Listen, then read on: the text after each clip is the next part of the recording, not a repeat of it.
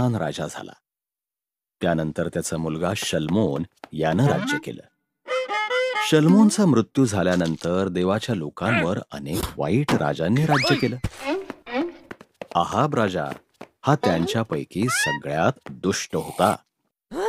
त्याची पत्नी इजबेल ही बाल दैवताची उपासना करत असे.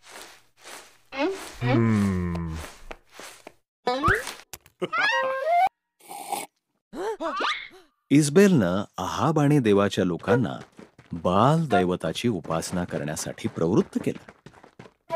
त्यांच्या पापांमुळे देवानं अनेक वर्षांपर्यंत पाऊस थांबवला. त्यानंतर त्यानं त्याचा संदेष्टा एलियाला आहाब राजाकडे पाठवलं.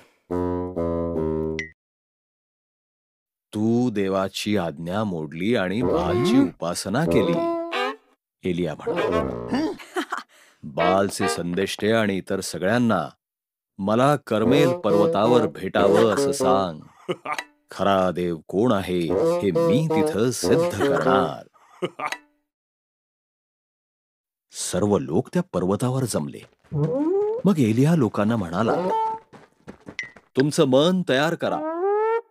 जर परमेश्वर देव आहे तर त्याचं अनुसरण करा. तथापि आज बाल जर स्वतःला सिद्ध करेल तर त्याचं अनुसरण करा.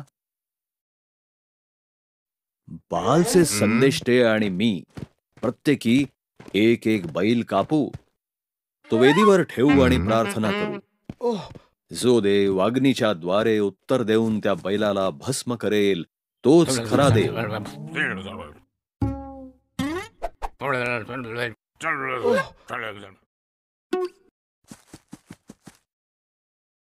बालच्या संदेष्ट्यांना प्रथम संधी देण्यात आली.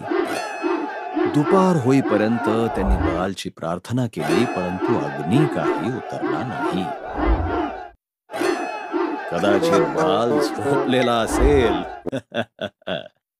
असं एलिया हसत हसत म्हणाला. मोठ्यानं ओरडा.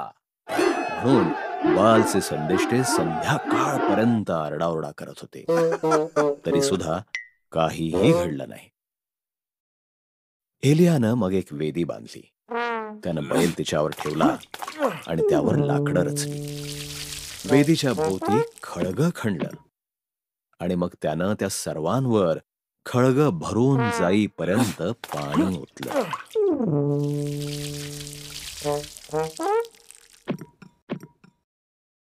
मग एलियानं प्रार्थना केली.